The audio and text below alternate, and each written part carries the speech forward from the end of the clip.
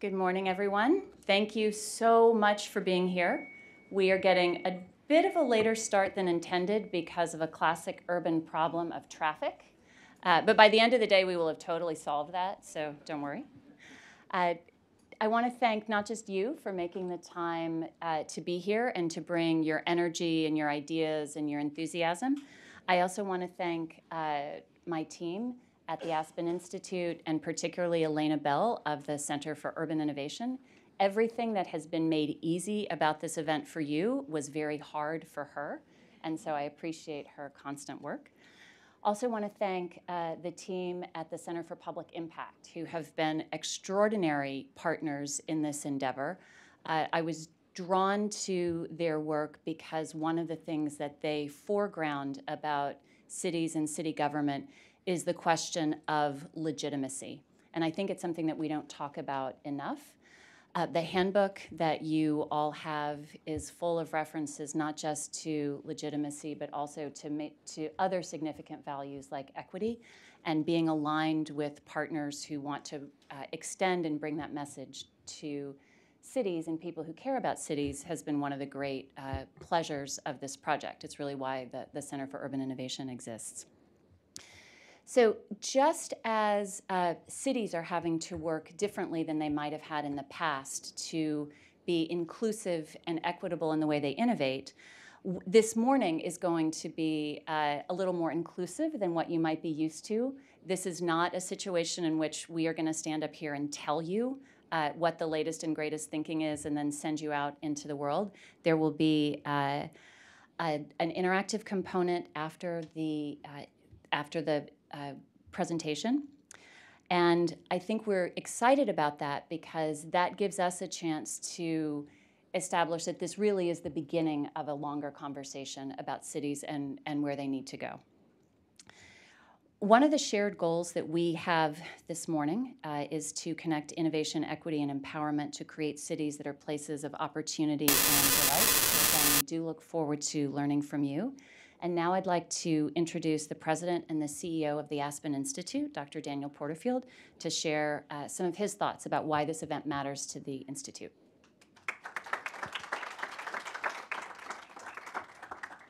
Thank you, Jennifer. Welcome, everyone. I hope you have a great experience today. Brought together by the Center for Urban Innovation and thinking together with each other about the big questions of the day. I'd like to also thank Dan, Josh, the rest of our colleagues at the Center for Public Impact, Boston Consulting Group, for your leadership and partnership, and what has been just so valuable in putting together this, I think, very instructive handbook with so many examples of innovators in cities who are promoting the values vital to our civic life and bolstering our national commitment to democracy at the local level. There's a lot of different ways the Aspen Institute is working on, I'll call it for the moment, the new localism in urban and rural America. Incredibly important, and it takes a national village to have a really great network of strong, empowered local communities. You all are obviously on the cutting edge of that. And the Aspen Institute is all about that, and it's because of what is our mission, which is to always, in every era, work to promote a free, just, and equitable society. That is our North Star. That's how we're organized. That's how we prioritize what we pursue, a free, just, and equitable society. And the work you're doing, obviously, can further each of those three values. It's critically important. If you don't do the work you're doing, there's still going to be innovation, and it's going to happen, and it may not lead to a free, just, and equitable society. There will be innovation. The question is, will there be freedom, justice, and equitable society? It won't happen automatically. We thought it might when the tech revolution came along, digital technology took over the world, and we all thought we were going to have Eden in cyberspace. We're going to have a free, just, and equitable cyberspace, except we don't. And we often thought that about education reform in so many of our cities, and I'm a big supporter of many different versions of ed reform. But many people said, all we got to do is make a few quick changes, and we're going to have a free, just, and equitable public education system, except we don't. It takes a lot. The report spells that out. It takes a will to work person to person, neighborhood to neighborhood, community to community. And it takes a will not to be oblivious to history and to say that innovation marks zero on the calendar, let's go forward, but actually to realize that innovation doesn't look back and listen to the people's perspectives in a community and engage them in the life stories of their community will ultimately fail. I think we all know that, but then we get busy and we have a lot of emails and we have a lot of things we have to do at home. We have a lot of family things, a lot of conferences, and so we go fast. When we go fast, we always leave behind people that need to be at the table to create the genuine dialogue that leads to values-centered development. Efficiency in its own name is joyless. What matters is community, empowerment, partnership, dignity, respect, a vision of where to go together, commitment to listening, not to simplifying the problems, but to having better debates because we engage the real issues with all the partners at the table. And I know that's what you're committed to. That's what Jennifer's committed to. That's why we want this place to be a hub for a national conversation, sustained, ongoing, not just resolved once with a good meeting, but as built into the fabric of economic development and innovation, the pathway of innovation built into it at the start. Commitment to community values, inclusiveness, freedom, justice, and equity. You know, there was a time, most of us weren't born, but when the nuclear technology was developed, it was great, incredible innovation, amazing, one of the greatest innovations in history. Ethics came far later. We had the technology long before we had the framework for ethical reflection. It's true now with CRISPR. And I'm not against technological development, I'm for innovation. I'm for scaling solutions. But we always get so swept up in our own of what we're going to do that sometimes we just forget that African proverb, if you want to go farther, go a little slower. Doesn't say go slow, it said go a little slower. I was president of Franklin and Marshall College the last 8 years before coming to this extraordinary place.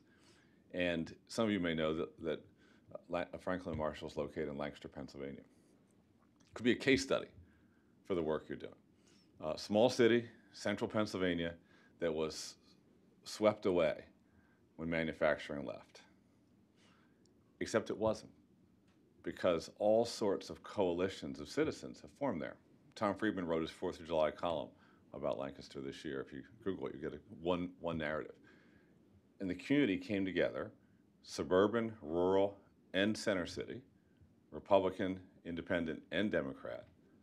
Importantly, longtime residents, newcomers, business leaders, community leaders, faith leaders, came together and came together and came together, not to have a big conference, but as an ethos of community participation, shared governance, shared visioning of a future. And Lancaster now is a small city that is really like setting the model after 10, 15 years of development. It's so interesting how it happened, though. You know, everybody knows Lancaster for the Amish. And the Amish don't live in Lancaster, they live in a separate community, but in the area. What the Amish do, though, is, of course, they brought a distinctive culture to that part of Pennsylvania, very distinctive. And the community learned the virtue, and I don't say it negatively, of tolerance. And later it learned the virtue of inclusion. Not radical inclusion, but of inclusion. Now Lancaster, Pennsylvania is one of the nation's greatest locations in the country for refugee resettlement. Google that, Lancaster refugees. You'll read about it in the New York Times and CNN.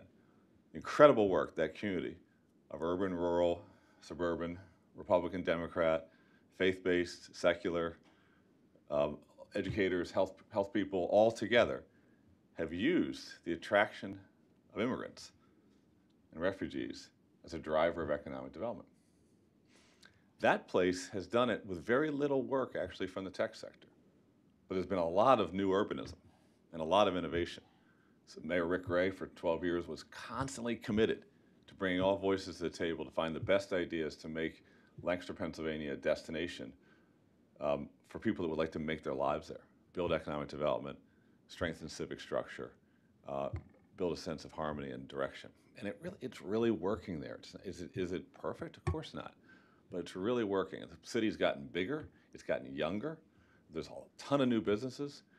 It's driven mostly by culture in terms of like the economic part. Culture, hotels, tourism, healthcare is a big one. Retirees, farm-to-table type stuff. A lot of the refugees work in nearby farms. It's actually working. But what made it work, and this is what I think Jennifer stands for, what made it work was the notion that the values of a shared future are the glue. The glue isn't the inventiveness of all the good innovations.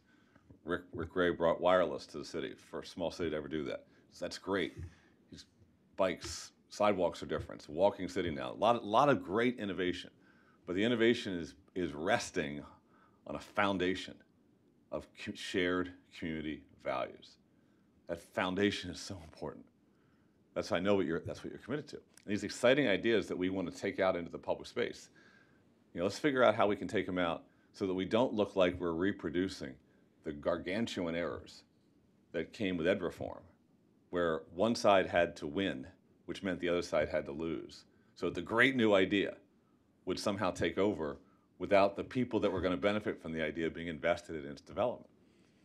And I'm a huge fan of public charter schools. And I've been to so many of them. But it's terrifying to me that a movement that was all about kids somehow never built the unified vision for why the traditional forces and the new forces can and should really work together. As a result, that movement, some of you probably know this, has become the forces of change and the forces of the status quo, so to speak, defining each other as the enemy. When the kids are sitting in the middle and their parents are wondering, who do I trust? That's what you're going to do, right? You're going to figure out how to do urban development with innovation at the core so that we can make life better and more inclusive with full participation of all stakeholders at the table to make these good ideas that some of you have even more powerful because they're owned by the people that live in the communities you want to serve. And thank you so much for being here. This is what Aspen stands for. Jennifer's a great leader. It's exciting to be her partner as she builds this hub, which I think will have an absolutely essential role to play in making sure that the right questions are at the table as we build the communities that we want to live in. So thank you so much, Jennifer.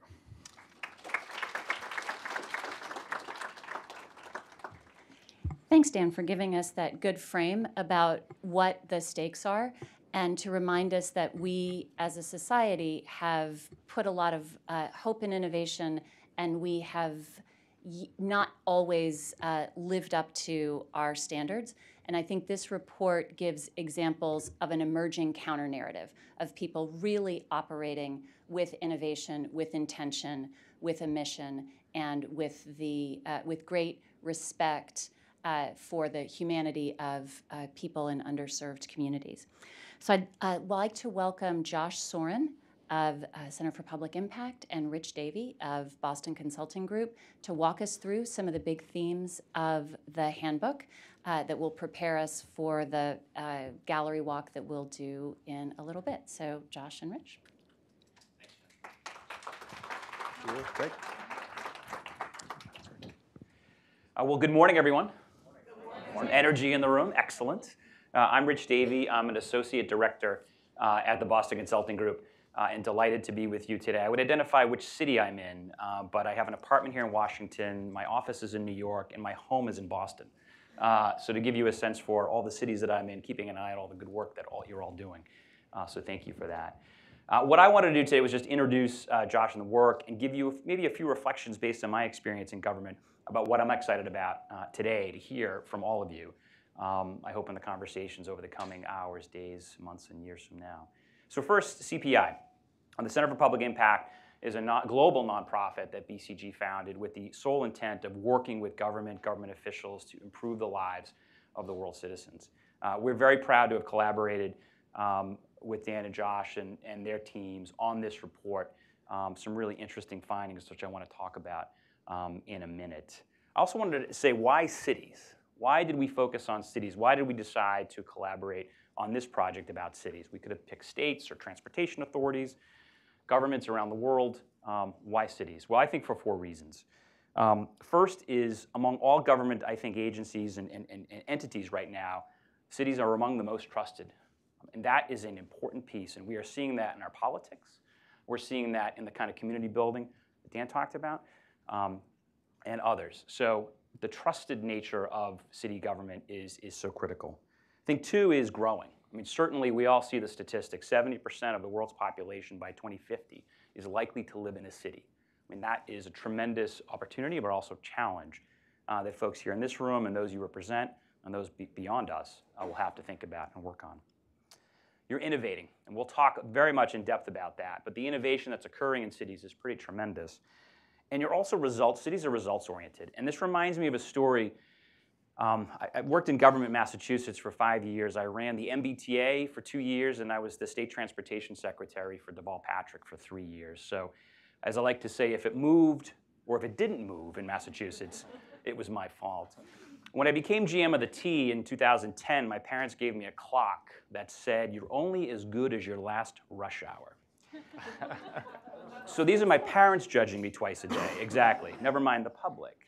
But the point is that cities, and transportation in particular, but cities are so result-oriented. Yes, policy is important, but collecting the garbage is just as important. Getting it right on homelessness, not just big policy, but getting people off the street, helping them with mental health, jobs, homelessness. I mean, these are the kinds of things that people are expecting from cities in a very tangible, daily. So results-oriented, which is why I'm excited about this opportunity to work with you today. 3 issues that resonated with me from the report, which I hope we will get in depth today. The first is legitimacy. We heard that already. Legitimacy, what does that mean? To me, it means engagement. It means engagement. It goes back to that trust question. And so having observed the Amazon, with all due respect to the New York folks here in the room, the Amazon challenges that New York went up with, it was never, in my opinion, a substance conversation. It was always a process debate. That the process didn't work for the citizens of the city of New York. True or untrue, that seems to be what it was. I ran the Olympic effort in Boston. After I left government, I was the CEO of Boston 2024. Anyone remember that? No? A couple, yes, exactly. Just a couple folks. You remember that, exactly. And by the way, we're not hosting it. We gave it back to Los Angeles, who is hosting it in 2028. And one of the reasons, I think, the reflections I have, is, again, putting aside the substance of a debate, which you can healthily have about hosting Olympic Games for sure. The fundamental problem we had was process. We did not engage the public soon enough to have the kind of tough conversations that are, by the way, deserved and necessary when you're going to host something like that.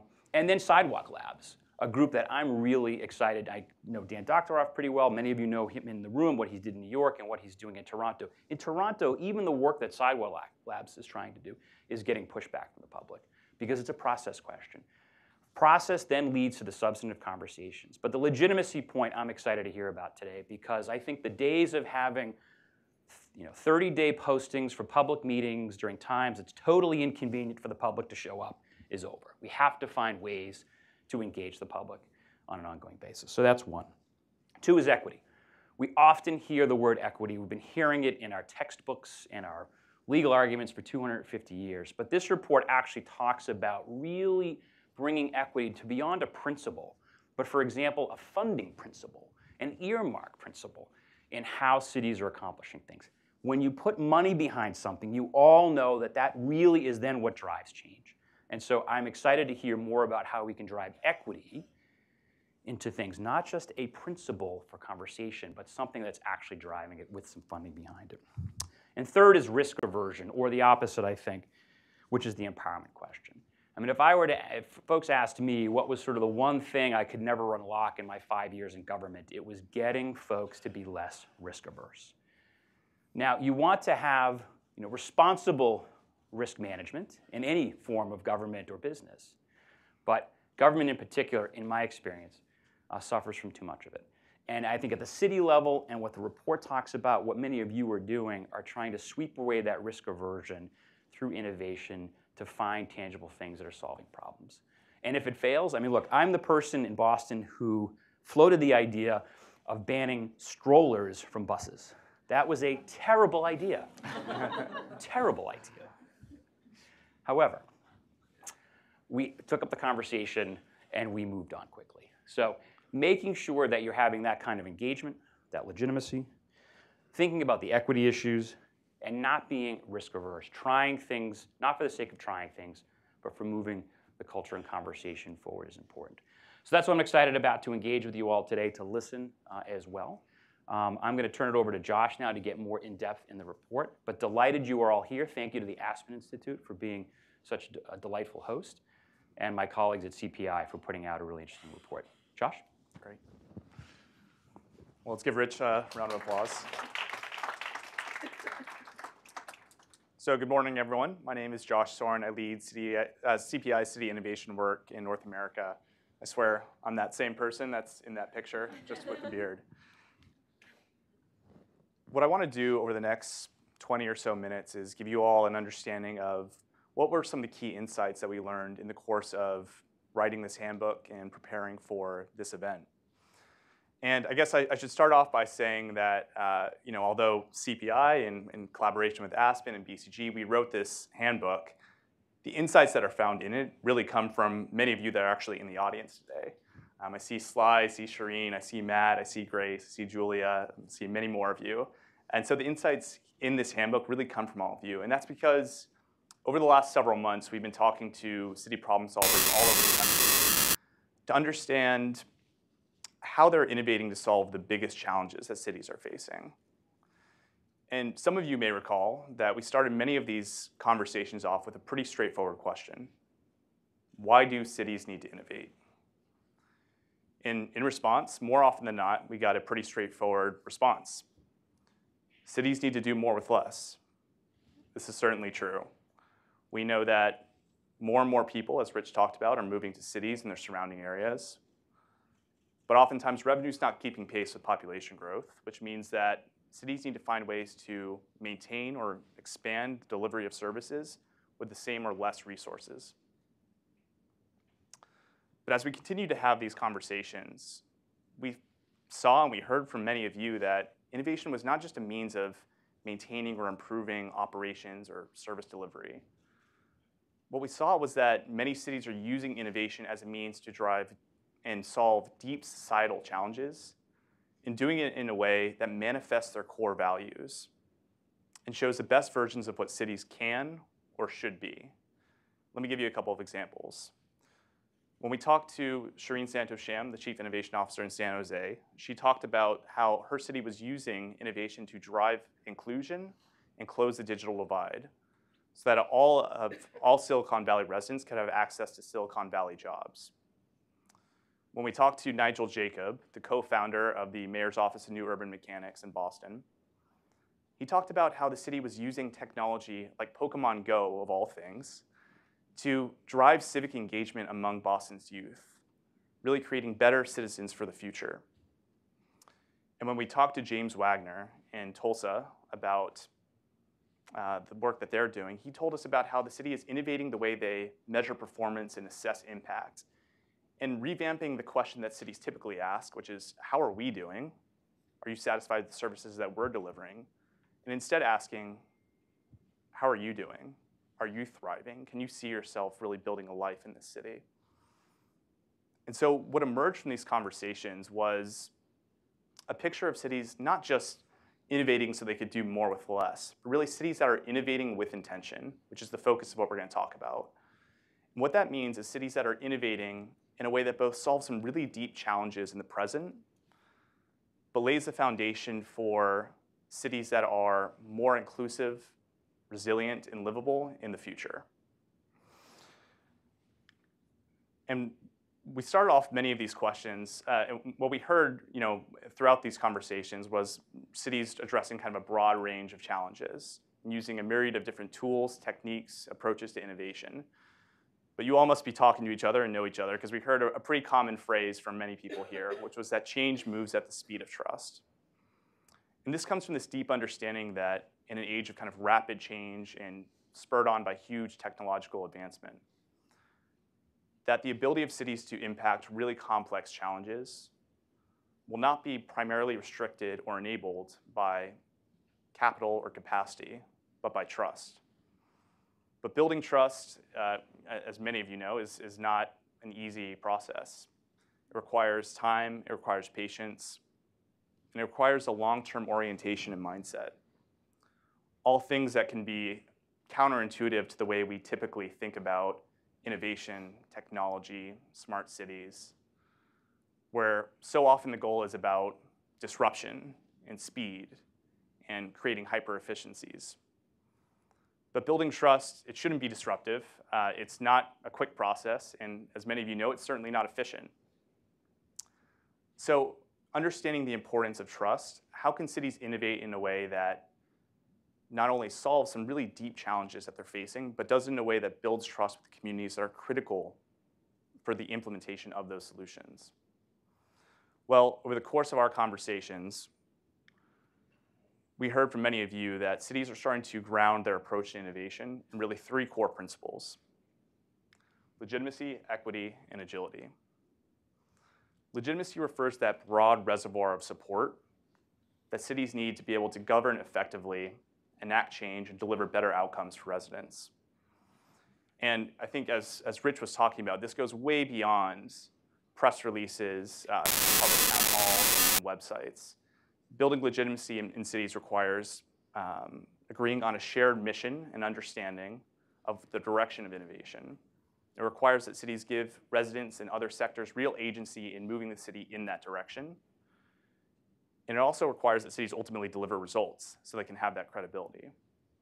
If legitimacy is about the broad foundational support necessary to drive change, then equity is about who you're driving that change for.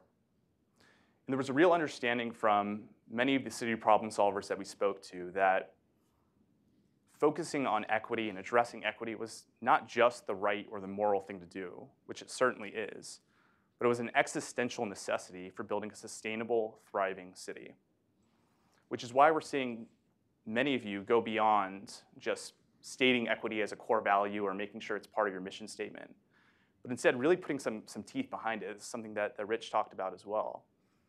We're seeing many of you in your cities focusing on equity all the way through the innovation life cycle, from the prioritization of where you're actually going to focus, to the design of new solutions, to the measurement of that impact, really taking an equity lens when you're doing those things.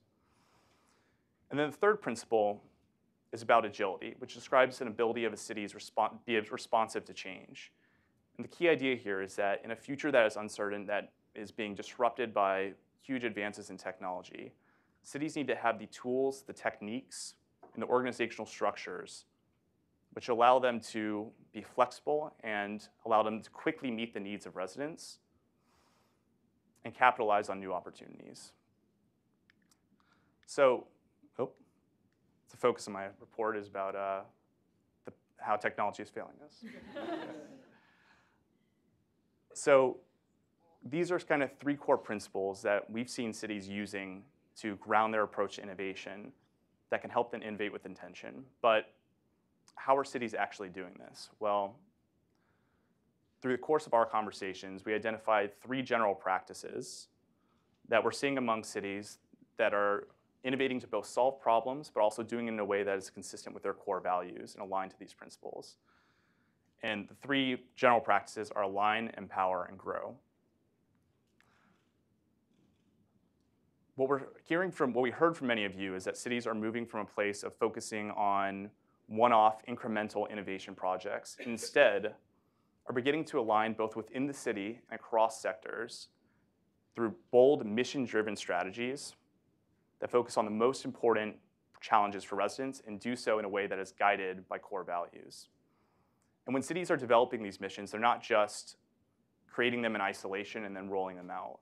What we've seen from some cities is the development of these missions in concert with residents, in concert with the private sector. For example, in Portland, when it joined a growing number of international cities and adopted Vision Zero, with the explicit mission of eliminating all traffic deaths on the city streets by 2025, the city engaged over 1,700 residents in the development of the goals, principles, and actions that ultimately made up their Vision Zero plan.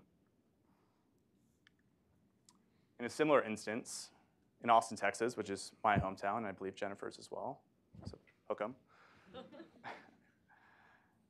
In the city's ongoing efforts to combat homelessness, they developed the Austin Homelessness Advisory Committee, which consists of individuals that are currently or formerly experiencing homelessness, who guide the city's efforts on how they're going to get residents off the streets and into housing. So that's Align. And if Align is about the direction of innovation, Empower, which is the second practice, is about who's actually doing the innovating. And what we're seeing are cities expanding their capacity and capability to drive change by decentralizing innovation out of a single office within City Hall, and instead empowering individuals, frontline city practitioners, private sector businesses, and residents to be truly co-drivers and partners in innovation. What this looks like within City Hall are an increasing number of cities that are training frontline practitioners in core innovation methodologies so that they can identify and solve problems in the way that they see fit. For example, in Denver, through their Peak Academy, they trained over 7,000 public sector workers in some of these core innovation methodologies, which has saved the city an estimated $30 million. What this looks like outside of the city is cities creating the space for both residents and private sector businesses to apply their ingenuity, experience, and creativity to public sector challenges. For example, in Chicago, which is my adopted hometown after Austin, through an independently organized program called Shy Hack Night, the city is collaborating with volunteers from the community who use the city's open data portal to solve some big public challenges within the city. For example, they developed a model using a model to predict E. coli on public beaches. So not the most glamorous thing, but really important nonetheless. And this is actually in use by the city. And I think what's really important here is that the city is not begging these residents to support them, right? These people want to help, and the city is providing them space and collaborating with them in order to do that. And as I said, this is an independently organized program outside of the city that the city is just joining. So you can see kind of where that starts from and how the city is collaborating with them. And the third practice that we've talked about is about cities realizing that in the face of kind of uncertain answers to really complex challenges, cities need the space to be able to experiment and understand how they can impact some of those challenges, what works, and the need to actually grow those. And so what we see is our cities growing the impact of new innovation and technology by embracing a culture of experimentation that allows innovation to flourish. For example, in Louisville, Kentucky, the city is doing a couple of things to embrace this and encourage this culture of experimentation. So led by Mayor Fisher and Grace Simrall, who's the Chief of Civic Innovation and Technology and is with us today, the city is doing a couple things. I think one, they're communicating that failure is not something to be afraid of or something to fear, which it so often inhibits innovation. That's what we heard time and again from many of you. But instead, Louisville views failure as a learning opportunity and as a critical part of the experimentation process necessary to achieve breakthrough ideas. The city is also identifying individuals within their workforce that are actually living some of these principles, that are engaging in responsible risk-taking, that are experimenting, and that are embracing failure. Through their Metro Badges program, they identify these individuals and really start to celebrate them. Again, I think demonstrating that innovation, experimentation, embracing failure is a valued competency and something that more cities should be doing and that they're encouraging their workforce to do. And so what we see from across these three practices is a way for cities to start to innovate with intention, and that's in line with those core values of legitimacy, equity, and agility. And we didn't want this handbook to be, the definitive guide to how cities innovate with intention. That's not the purpose here. I think, we actually joked about it internally that every time we would get together with our friends at BCG and at Aspen to talk about the latest draft, there would always be some, big component of it that changed. And Jennifer asked us, well, why is that? What was the thing that drove that change? And really the honest answer is that every time we had a new conversation, we gained some additional nuance, some additional understanding about some of the core challenges that cities are facing and how they're innovating to solve those challenges. But I mean, at some point, we did have to have this event, and we did have to cut off those conversations. So what we want to do for today is really treat this not as, again, that definitive guide or handbook to cities innovating with intention, and after this event as well. And we think this is so important because as kind of in this era of emerging localism that Dr. Porterfield and Rich were speaking about, we believe in the power of cities, and we think that cities have the potential and the opportunity to be not just the incubators of new technology and innovation, but the stewards of public values and the drivers of social progress. And we're starting to see that all across the country, represented by many of you that are in the room today. So I'll just wrap up and I'll say thank you so much. I would encourage you to do a few things today. One, ask yourself, is your city innovating with intention? Are your innovation efforts one-off incremental efforts, or are they aligned around common missions and goals? Are you empowering people across the city to innovate, or is it really just kind of siloed in one place? And are you laying the groundwork for the environment and the culture that can grow the impact of innovation? But we would also encourage you, there's such a wealth of knowledge in the room here today, that we would encourage you to speak to many of the people that are here and really kind of tap into that great expertise. There's many of the people that we did interviews with that form the insights for this handbook are actually here. So definitely talk to everyone, engage in kind of a vibrant discussion. And then the final thing that I would say is there's several members of the CPI team that are here today. Come talk to us. We want to hear about what you agree with, what you disagree with, and what else we should be thinking about. Because again, this is really the start for us, and we really think that this conversation needs to continue to happen so that cities can forge a better future for all of us that bolsters legitimacy, increases equity, increase the ability for cities to be more agile and responsive to change. So I'll wrap up there, but thank you so much, and I look forward to talking to you all today. Thanks.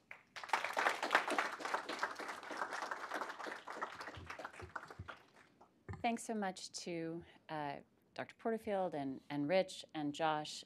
Josh has done an amazing thing, which has given us about 18 extra minutes to interact amongst ourselves and interact with the content of the report, which is fantastic, and I think really does speak to the spirit of the day, which is it's not about what we want to tell you, it's what we want to hear from you and how we want you to connect with each other.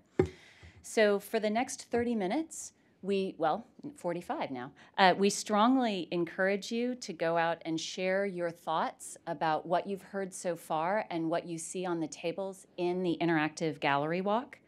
The team at CPI, with support from BCG and our center, did amazing work to distill these larger trends into a matrix that talks about enhancing legitimacy, equity, and agility to align, empower, and grow innovative capacity, and to show how cities are applying those concepts. But as I've said, we know that there is so much more to learn, capture, and share.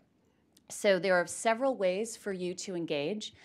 We're using the Slido.com platform. So if you go to Slido.com and you can use #Innovate to get into the platform, there are kind of virtual rooms that will allow you to engage in a discussion online around these concepts.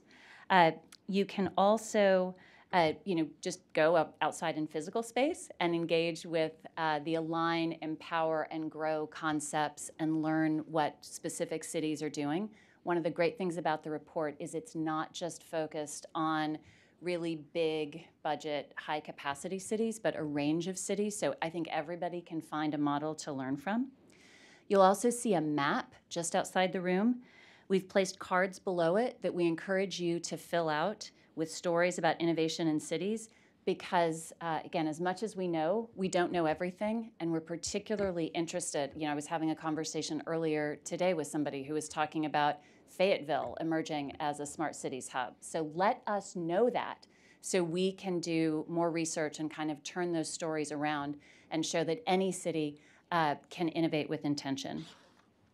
Third, we have an area right out here labeled I like, I wish, I wonder, for you to jot down your thoughts and kind of clip it. I want to say paper clip, but clothespin it to the string. Again, all of this is going to be used to inform further conversation and further research. And of course, you're also free to talk amongst yourselves about what it is that you want to ask other people and how you want to engage with this report. So you have 45 minutes to engage, to teach us, to teach each other. So please go forth and do that, and then come back here at 10:30, and then we'll have our panel discussions.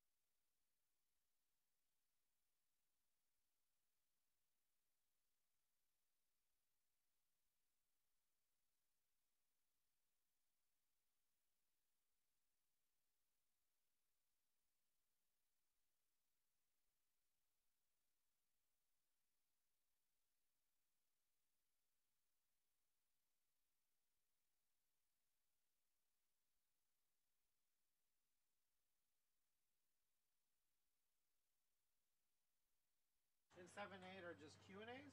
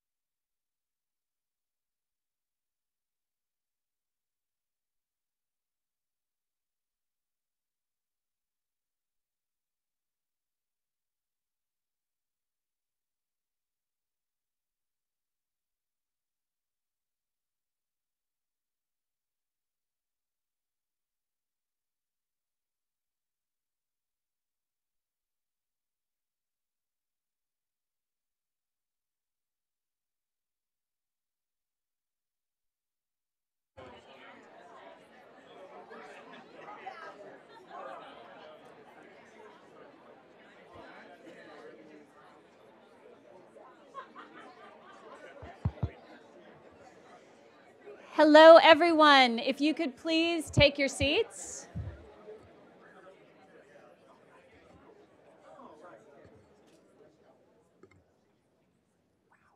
Wow.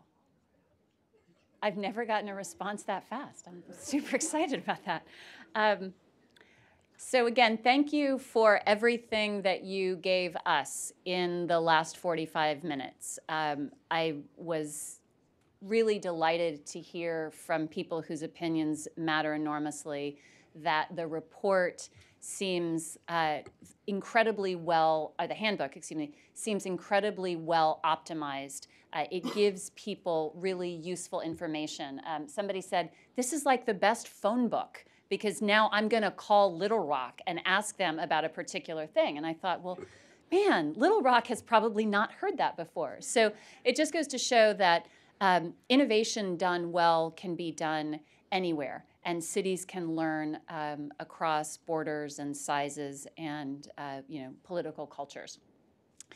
So now we have the first of 2 panel discussions so that practitioners can share more details about how these ideas play out in City Hall and in communities. So Dan Vogel who's our moderator and my partner at CPI, is going to introduce the panelists who will talk about mission-driven innovation going beyond the pilot. Awesome.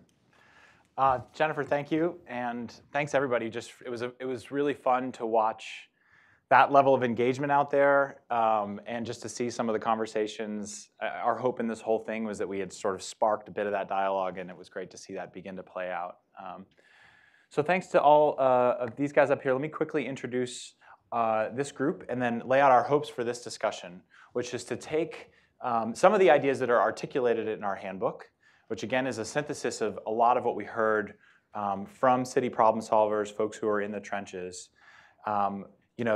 You've got the arc of the story based on what you've already heard described from Josh and Rich and Dan and Jennifer, engaging with some of that content. And I think the risk with any piece of content like this is that it sounds really cool and big, and then there's the, how do we actually do that? How do we actually put that into practice on the ground? And we've got a set of really diverse practitioners here who are going to help unpack some different dimensions of that. So I'll give the quick intro, because I want to get to the meat of their insights. I'm going to give you their quick bios and not the lengthy ones, but you can find all of them and learn more. But Andrew is the Deputy CIO for the City of Philadelphia, helps to manage their innovation group, so brings great perspective from a government innovation standpoint. Kieran Jain was Chief Resilience Officer for the City of Oakland, California, and now COO for Neighborly, which is a very cool investment platform that helps to connect people's investments to the needs of people and infrastructure and awesome projects in cities. Beth Blauer, who's a good friend and CPI fellow, has many years of experience at the state government level, and really now in her role for the Center for Government Excellence at Johns Hopkins University, is working hand in hand with a lot of cities to help them better use data and evidence. And then Sasha Hasselmeyer at the end, CEO of City Mart, which if you're not familiar with City Mart, is doing a really cool set of things related to procurement and how you can draw a whole new set of vendors in to partner with government in different ways. So I think across the spectrum of that group, actually, we touched on several of the themes that I think could be most relevant with how you both work within cities and across cities, how you do that bringing in residents and the private sector. So I think there's a lot of meat that we could go down. And I want to start, though, by just asking you, there's a lot of buzz around innovation. When we're talking about it in a concrete ways, where should our starting point be? What should the purpose of innovation be at a city level? I'll pose that question to all of you. Sasha? Yeah, thank you. I think probably the best definition from my side is somewhere along the lines of we generally have a set of priorities in cities where we're severely underperforming, and increasingly we have data to show us where we're underperforming and where we're not living up to our goals. And those can be areas as much as social mobility, equity, inclusion, education. I mean, you can apply that to just about any area, and cities deliver about 1,500 services each. And we would consider that on 80 to 90% of those services, we're at least 10 years behind what is possible. So you can really choose widely. And generally what we find is that the innovation agendas of cities are set in part by saying, what are the goals I as a leader in my city really want to tackle, those kind of often some really tricky ingrained problems. Mm-hmm. And then there's another side that city leaders say kind of flashy stuff on the horizon that startups and technologists are coming up with. And I think that's a kind of response to what is out there and seeing what I might be doing with that, whether that be autonomous vehicles or smart city or other technologies. I think what gives us concern, and that's where I think the mission and the pilot issue is important, is then we're tracking actual transactions of cities. We're finding that we're adopting the opportunistic technology innovation that glitters on the horizon at a rate that is 20 times faster than social innovations that solve some of the mission-driven goals we have that actually tackle some of the real issues we have. So for me, mission-driven is really to have clarity about those two sides of the story and kind of being intentional about how we're tackling adopting or innovating in one or the other area with a kind of clear goal. Awesome. Beth, what would you add? Innovation. Well, I think for a lot of the cities that we're working with, certainly the purpose of innovation is to improve conditions for people that are living in cities so that they can keep their population, so that they can grow in smart ways, but they're looking at innovation as a way to doing that in smarter ways, in more efficient ways, and purposefully in more equitable ways. So reaching residents who have been left behind, thinking differently about the implementation of services, and really thinking about the ways that they can use the levers of innovation or new thinking to solve problems in different ways. And so we're seeing that happen in some promising areas in cities, but I also think that oftentimes I think the tension is really between the perception of innovation as being a nice to have and not a need to have.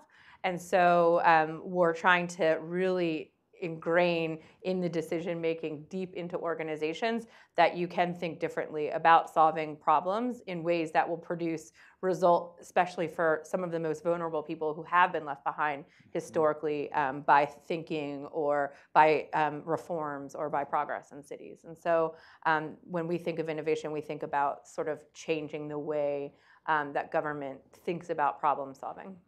Great.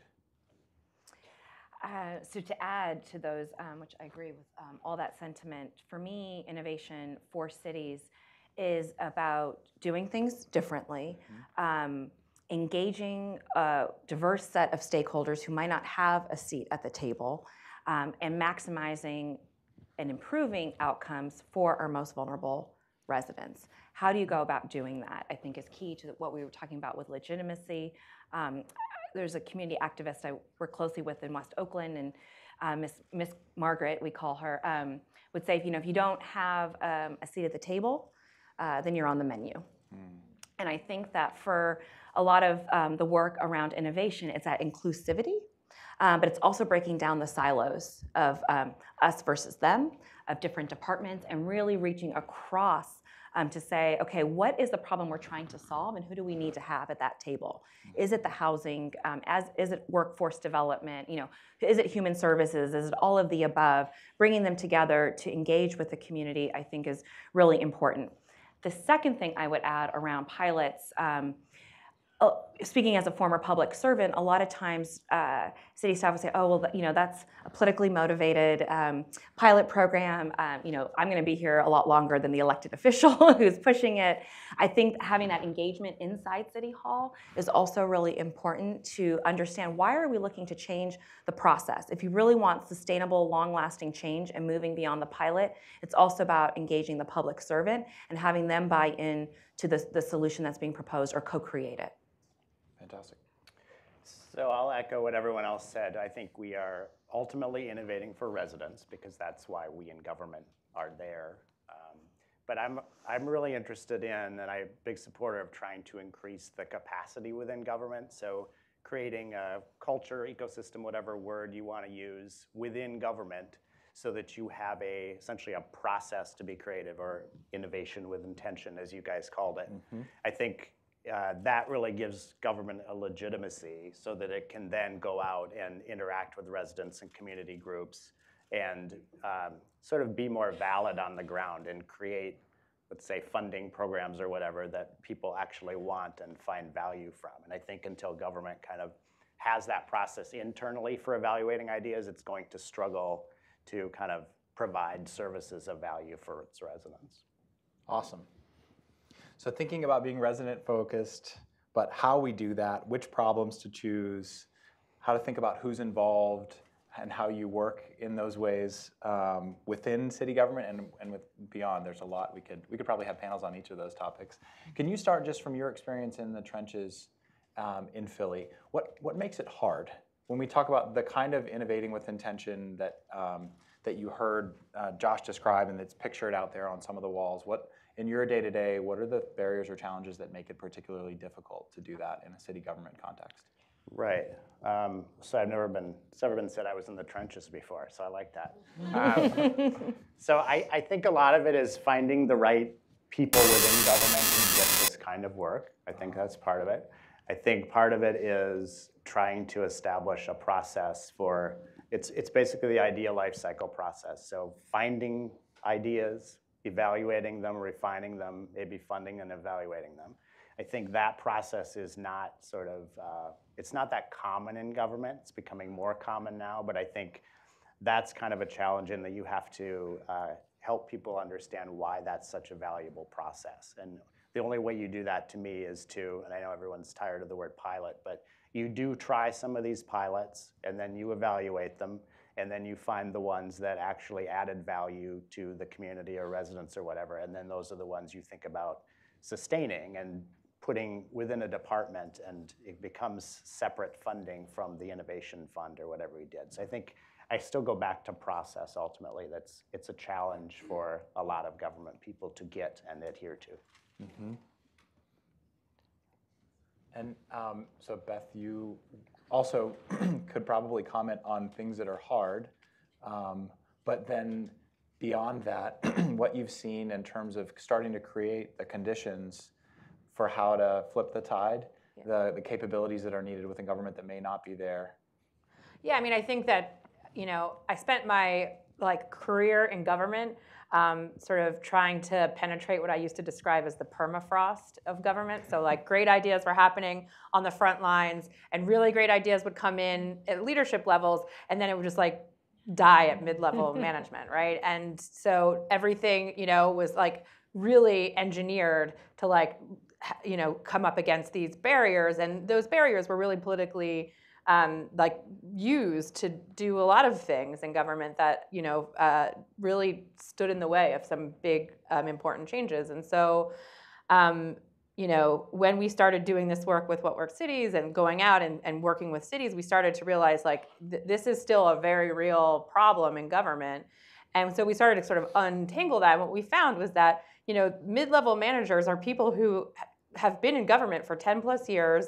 They've already raised their hand and they've said, I'm committed to a career in public service, but no one's ever invested in that, in that core tier of, and so they haven't had any professional development. There is no clear lines of vision on how they move in their government, and they've never been given any of the sort of competitive skills that are required to actually enable them to use new technology or think differently about problem solving. And so I think that we have to really focus in on those people that are already there. I know Andrew was saying earlier we have to find the right people. I also think we have to make the right people, and we have to take people who are subject matter experts, who understand the complications of delivery in our communities, but then give them the skills to think differently, to problem solve differently, to design programs differently.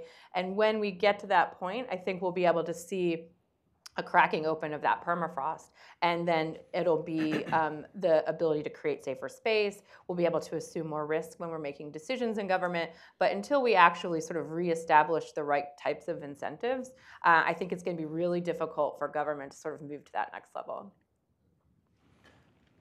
Others, so when you think about they're touching on elements of that ecosystem within a city government. So there's a capability element, there's a process, you're getting people to think in new ways. What else have you guys observed about the ingredients of that ecosystem working successfully at the government level? And then we'll think about what it looks like beyond government. Sure. I think one of, on the incentives piece is, really thinking through what motivates a public servant. So there's the resources that they have at their disposal, and there's also the time, right? You have, I think when we were going through the Great Recession, we saw a contraction of our workforce by 25%. City service increase went up by 30%. It definitely was do more with less. And so the idea was like, how could I help you save time? The one thing that I can't actually buy or procure. And so playing to those self-interests, I think, really helps with bringing those folks along, making the innovators, but also empowering the entrepreneurial bureaucrats who are already there. And then showing how you also have budgetary savings. I think for the mid-level, for the managers, right, who have to defend budgets every 2 years, showing how they can reallocate or reprioritize dollars to get more out of their budgets, I think is another facet of the work. Yeah, maybe one thing to add to this is that changing behaviors is incredibly hard, and we've worked on implementing new types of procurement approaches in 135 cities in 35 countries. And we created a whole kind of cohort of practitioners that had different skills and different outlook on what is possible. But we realized that we weren't really making the headway to get to the other 99.9% of people we didn't get at the table all the time. And I think part of it has been for us to realize that the kind of capacity building that Andrew is talking about and doing in Philadelphia, that is a really long-term and important structural work that needs to happen. And at the same time, I think saying, well, everything else depends on that having happened and concluded before we can move on to the next level. That was a very, as an entrepreneur, that was kind of a frustrating outlook. So we started to build some products that actually literally deliver these outcomes that would otherwise have taken maybe 8 months of manpower, people staying longer at the office to do something different and working differently, to reduce that to kind of a one-click product in some ways, and to actually deliver the outcome for them and take the pain, the kind of a lot of the behavioral issues out of this and just get it done and automate it and deliver it. And it's kind of a hack. I think it works well in delivering the outcome. It also generates data and feedback that kind of is instructive to creating incentives for future behavior change. We're seeing that. But it's certainly to kind of understand that we also need to, I think the behavior change is just this eternal, difficult battle. And I think we also need to find ways to work around that and kind of get some of the results quicker if possible. So I would maybe add that. So something these guys said makes me think of something. I think it's really important to almost unentangle, disentangle innovation or the craft of innovation from technology. And I say that particularly because we're in the technology office, which is kind of an interesting situation in itself. But they are really separate. I think of technology as enabling of innovation. And your comments about behavior, it's really about behavior and process on the innovation side. And then at some point, a lot of times you end up using technology to wrap itself around the innovation and sort of enable the innovation. So I think it's important to think of those in two different veins and not just say, oh, it's technology, so it's innovation. It's such an important point. I recall once we were trying to look at the building permit process and how we can make it more efficient. And before we got to the technology, we're talking to the fire chief, the building official and whatnot. And we said, okay, here's some changes you can make without technology. And he just looked at me and was like, there are only some problems retirement will solve. And that's really telling, I think, because there's also a generational component to all of this as well, I think. I also think that, in the completely same vein, there's this innate skill that's just missing in government, which is the ability to scope problems in a way that elicit the right solutions. And so we've got some of the best subject matter expertise at the delivery level. They know exactly how to do their jobs. They know what's needed. They know what the barriers are. They've been creating their own workarounds when the bureaucracy has impeded their ability to perform. But they don't necessarily know how to articulate that in a way that will call on these precise interventions that technology can provide. So what ends up happening is you've got the practitioner that goes to an IT person, which is like the equivalent of an engineer, and says like, I've got a problem with, case distribution, and I'm a social worker, and I'm trying to help, and they're like, well, we've got this sort of monolithic giant enterprise system that you can use, and then like it thuds down on their desk like a million-pound weight. And the reality is like you could solve that problem by just understanding how to make a pivot table. And so like these are the things, these are the tensions that exist in our governments that like if you could just spend an hour coaching that team on how to actually scope the problem, then you might actually get a very different type of solution, and it would probably be much more responsive to the need that's felt. And so that's another area that I think in terms of skills that are really in demand is this ability to like be that sort of product manager in government or scoping those problems in that way. So several you're describing elements where done correctly, the private sector can actually be injected in a way that could add a lot of value, but that interface between private and public often doesn't work well. Sasha, I wonder, in your experience in particular, you're trying to bring a whole new set of entrepreneurs and private sector folks to the table. How do you get that right? What have you learned along the way in terms of how we can help set the table for the private sector to contribute to mission while also achieving their goals for what they need as a company? Yeah, so I think one of the things we realized is that there is a really scalable system in place in every government, and that's public procurement, and everyone hates it. And but it's 20 million transactions a year that city governments do to structure their private sector relationships. And what we found interesting about it is that it's kind of well regulated. It's a mechanism there that is supposed to deliver the best solution money can buy fast, right? But it builds on these assumptions that we know how to scope the problem. It turned out that we found in no government we worked with the capacity to even write a problem statement or to articulate their need. And when we asked them to write down a problem, they wrote down a solution. So I think there are some behaviors again and capacities that we're missing. Another part we found is that public procurement is built on the assumption that you have open and fair competition, and that the market, effectively, the idea is you publish a need. The world comes to a standstill. Everyone picks up your 200-page RFP document, goes to page 57, and then goes, oh, they want to buy that. Okay. Well, the reality is that none of that happens. So we found that, take a city like Baltimore, less than 1% of businesses in the city are registered as vendors with the city, which means 99% of the community doesn't get any notifications about opportunities. Now, the people that historically have gravitated towards registering in those platforms are larger companies that sell to government. And so we've been starting to look at how do we get more of the 99% into the game. And as we've done that, we found some really big changes happening. Cities were saving an average of 20 to 30% of how much money they spent to solve problems. They had 3 to 10 times as much competition for contracts, meaning they were getting new ideas as to how to do things, and they were finding those products that could actually solve specific needs. 90% of those vendors are small businesses, and 42% are minority and women-owned businesses. So it totally changed the landscape, and it really is a form of civic engagement, but applied to procurement. And the interesting thing is, like many other experiences in co-creation, is that we actually end up with not more complicated processes or more complicated outcomes, but actually better partnerships, better products, better services, and cost savings to sustain that. So procurement is an interesting tool when you learn how to frame the question and do that. And then what we find is that it totally changes the landscape. Yeah, and you're acting as a great intermediary to help that transaction between public and private work better, which is really cool for drawing people in all sorts of ways that are really helpful and additive to this innovation process. The other group that we're focused on a lot, that you've all referenced, residents, and how we bring them into an innovation process.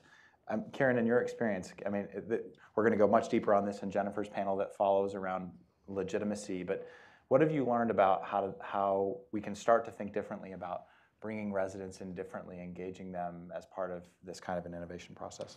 Yeah, for sure. I think it starts with going to the residents and not having, I think somebody talked about the public town hall meetings and these binary conversations you have every Tuesday or every other Tuesday in front of your city council members.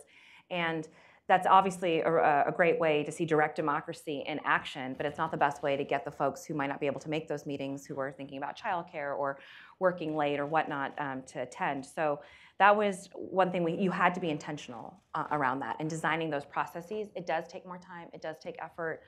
It does put the burden on the public servant to actually go in and design the conversations with intentionality. But the outcomes that you are able to get and the information you're able to get to either design the procurement or the policy or whatever it might be means you have that legitimacy from the outset. Mm-hmm. And I think one of the things that we are now focused on in the P3 space, I'll call it, is around building public infrastructure with resident input around closing the digital divide. So broadband has become a huge focus for us, and listening to residents and their experiences with not being able to access information or not having a hospital close by and wanting to be able to interface with their doctor. Like, we're taking those lessons, and it's informing how we're also thinking about just how communities are designed. Mm-hmm. So I think it does start with the listening and then giving platforms for engagement. In addition to the analog, we also have a digital, right? So our platform allows folks to contact and to share with us. So I think both of those things are really important. The first time we ever did a city camp in Oakland, I think this was in 2011 or 12, we realized that we didn't have the most diverse audience. And so we asked people to text their zip codes. And we realized there was 2 whole sections of the city that we were missing in the room. So again, just knowing the data, knowing how to correct for that, I think is also really important in the intentional space. Sure. I totally agree. If you want to hear from the same people, have the town hall meeting. I mean, that's the thing, is that you have to design from the beginning, and you have to intentional design means you have to find those communities that are not at the table, that have historically been left from the table, and you need to bring the conversations into those communities. You need to provide for those conversations to happen in ways that will get the right voices, and that has to start from the beginning. So you have to bake that into the beginning of program design, or else you will end up with those same kind of echo chamber voices. Right. And you'll also break trust, right? So if you don't start with the intentionality, with the right design, you're also not building the trust that you need in that process. Right. And that will also undermine what you're trying to do. Yeah, I think. Sorry. Oh, go ahead. I was going to say I agree with that. I do kind of ask the question of I'm detecting some engagement fatigue among residents now. And I wonder, I think there's probably, making sure you're getting opinions from a lot of people is key to all this. But I wonder, at what point do people start saying, oh God, government again, another meeting, another platform, et cetera, et cetera. So I think we're probably not there yet, and we should be doing all these things we're doing. But I do wonder, is there going to be another way at some point where we have to understand what residents are interested in before we can do it? That's a really interesting question. I want to make sure that we reserve enough time to hear from things that might be on your minds. I know we've touched on several things that we could have hours-long conversations about each of these things, but we have 5 or 7 minutes to hear from you, questions from the audience. How you doing? Good. Good. And if you just introduce yourself so we can all know. Yeah, I can do that. My name is Joe Tons. I'm coming from Impact Hub, Baltimore City. I wanted to know, how does cultural competency impact your ability to engage in the neighborhoods that you work with? That's a great question. It's key, right? So I think it's not just the public servants who are designing with intention. It's also allying with the local community organizations and the leaders from those neighborhoods. So back to your question around community engagement fatigue, I think one way to think about that is that we should be compensating people for their time, and being creative about that. One of the things we did around digital services, there was gift cards we gave, all the way to workshop design, where we hired a local community organization to design a workshop, and we compensated for them. I think that's important. On the cultural aspect, you need to bring those leaders in. It can't just be, again, a public servant going in and saying, this is what we're doing. You have to, again, I guess that's about setting the table in the right way. Cultural competency is key to that. I think working through trusted community organizations is another way to address that, and that's getting back to my engagement fatigue comment. I think that's a way that you can perhaps start to get the sense of what residents are thinking without actually going to the resident directly. I think there are a lot of intermediaries. So we have, we've counted about 2,500 channels to engage communities. And the reason why there isn't a kind of Facebook or Uber for community engagement is that, especially when you're trying to engage with hard to reach groups, they're not in the obvious channels. And I think what we found is cities have been immensely creative in using all kinds of channels, institutions, all the way to music festivals and so forth to actually organize engagement, almost embedded in other activities that actually people feel comfortable engaging with. So rather than going out and saying, hey, let's do STEM education this afternoon, it's actually baked into other activities that actually do fit that context. And I think there are a lot of intermediaries that cities rely on to then deliver that, right? To really be able to kind of curate that dialogue. Some questions over here. My name is Susan Benton, and I'm with the Urban Libraries Council, and actually every one of the cities that you all are working with are members of the Urban Libraries Council, which is an innovation network of the most progressive libraries, both in the US and Canada. And I wondered, we talk about public-private partnerships, but I'm also wondering what you all are seeing in public-public partnerships. And oftentimes, if we just walk across the hall or from one city facility to the other, that we begin to actually join forces in ways that really maximize each one of our organizations or our department or agencies' muscle. Public schools and public libraries working together in new ways. Economic development offices and public libraries working together. What are you seeing in terms of that public relationship building? So first of all, I love libraries. I think, as a data nerd, like that's where I dwelled as a youth, like that's just I feel very comfortable there. But I've seen some amazing work happening at the library level. Chattanooga, Tennessee has this amazing partnership with their local library, and all of their open data work is actually channeled through the library. So it's not just about releasing data, but it's about how can the community engage around that data, and that's led by the library. And so I think it's a really referenceable example and one that should be scaled. But I also think like what a critical moment to ask this question, because as we think about the 2020 census, our libraries are going to be the epicenter of a new way of collecting data and information, and they're going to be safe havens for some of our most at-risk non-reporters on the census. And as many of you know, like the census drives basically all the funding for major programs across all of our cities. And so I think there is this very emergent need to really understand the landscape of libraries and what role they can play. So I know that the Enoch Pratt Library in Baltimore is at the table. They are chairing a lot of the work around the census collection that's happening in Baltimore. And I think that that's a model that should, and if not already, is being seeded in a lot of the different census approaches. But I think that there's huge potential for libraries to be a place where people feel engaged and drawn to, and then they can also be buoying the resources that will come into their community. So definitely would be happy to share that example around Chattanooga, and then think about what the strategy looks like for utilizing the network, particularly as we buoy and think about 2020. I mean, I would argue too that sort of cross-departmental, cross-institutional interaction is a sign of a healthy municipal government. I think the cities who started to do that well, and so departments aren't just doing their own thing anymore, are generally the more advanced cities. Yeah, I would say there's room for further conversation around that. In the spirit of all this being, wow, there's a thing that we need to figure out here. That would be the kind of side conversation I hope would continue around what does make cross-functional teaming hard? How do you break down some of the organizational silos? I know you guys many of you have learned through experience, and I would encourage those conversations to continue.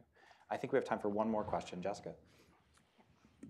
Hi, I'm Jessica Cullenberg. I'm coming from the city of Chelsea, Massachusetts, which is just outside of Boston.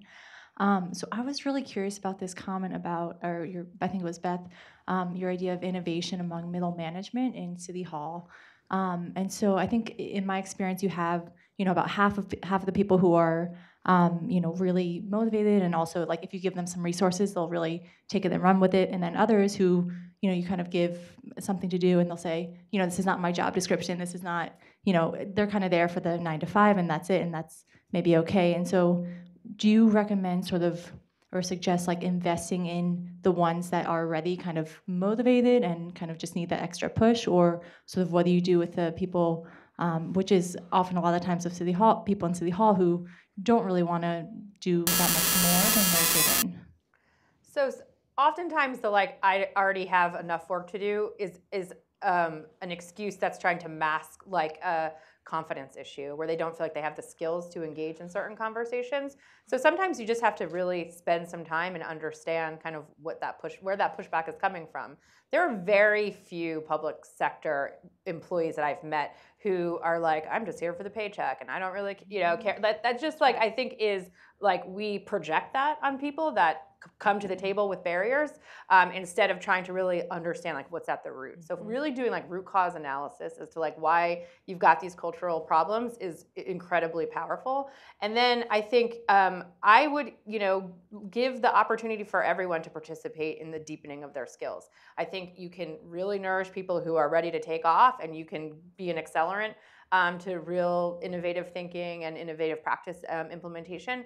But I think there's just as big of an opportunity going to those folks that have some confidence blockers or that are a little bit intimidated by the process, and spending a little time understanding and then partnering them. It might not be the same types of investments or the same skills that get built out, but I think there is a huge opportunity. And so, and I think that when you light a fire under the 9 to 5er and they get a quick win and they start to see that return, that typically has a much more impactful ripple effect across other learners and performers in your government. And so I encourage you to don't give up on those folks, because those folks have institutional knowledge. They're there. You have to just like figure out what was that passion that brought them into the work, and then really light a fire under it. Yeah, I agree with your comment about resistance. I think, there are a few cranky people in government who will probably always be that way. But I think a lot of folks have just never been given the opportunity to think in different ways and to go through some of these processes, which you can show then lead to something interesting on the other side. So I think it's that opportunity is really important. Fantastic. Sorry, I keep interrupting you. No, again, these conversations could continue, and I hope that they do. Please join me in thanking this group for sharing their insights with us. Thank you.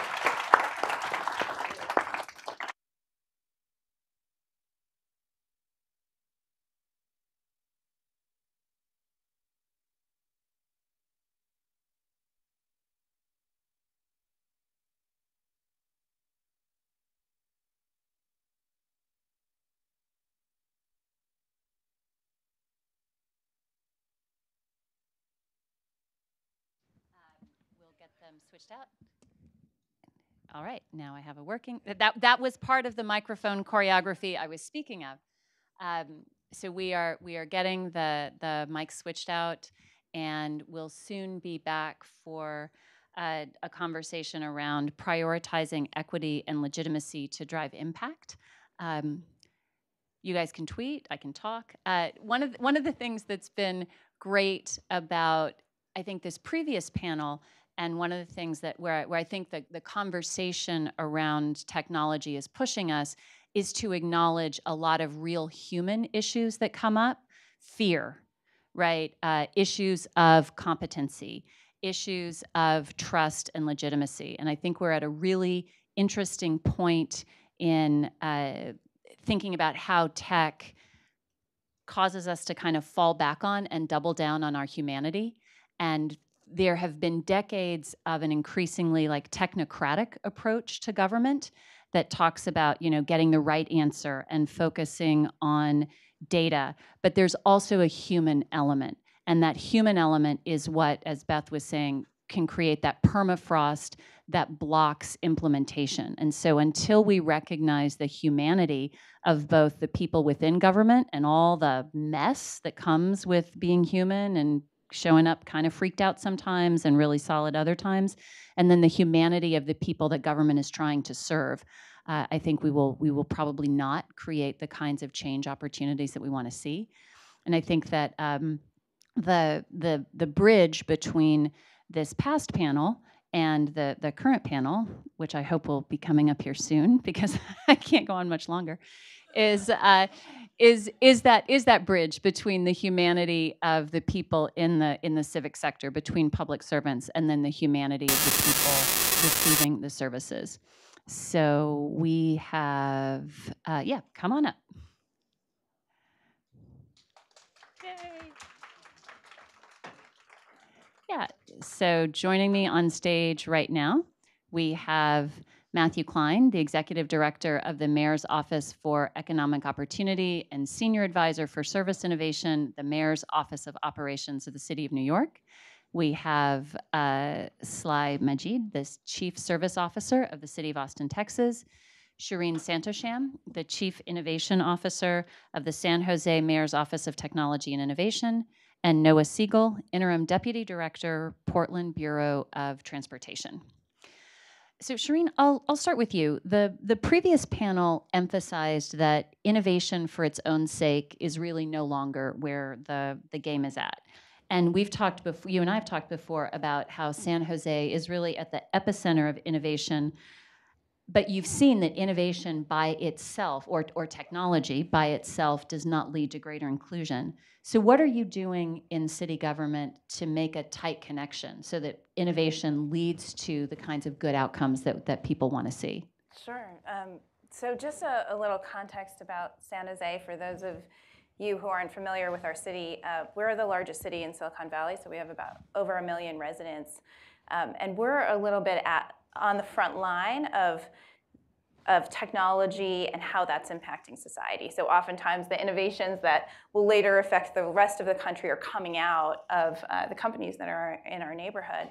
And so we have a lot of experience about the impact of technology on society. And one of the big revolutions that's happening right now is this push for 5G broadband. And 3 years ago when I joined the city, we actually didn't have a strategy around broadband. So shockingly, as the largest city in Silicon Valley, we really didn't have a strategic approach. And similarly, we sort of suspected that there was a digital divide in the city, but as you know, there's not great statistics. So the data that's available from the FCC is not very accurate at the sort of city, zip code, neighborhood level. And so we did two things. One was we engaged PwC to do a really in-depth assessment around broadband in the city and looked at everything from municipal broadband all the way to sort of a laissez-faire approach.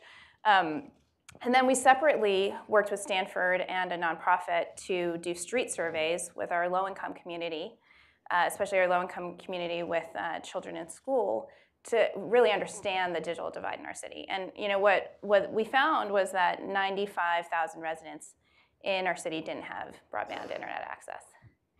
And that we were not, we really didn't have the investment in broadband as a city that we should have for our size. And so fast forward, 3 years later, we recruited an incredible team to help us work on this.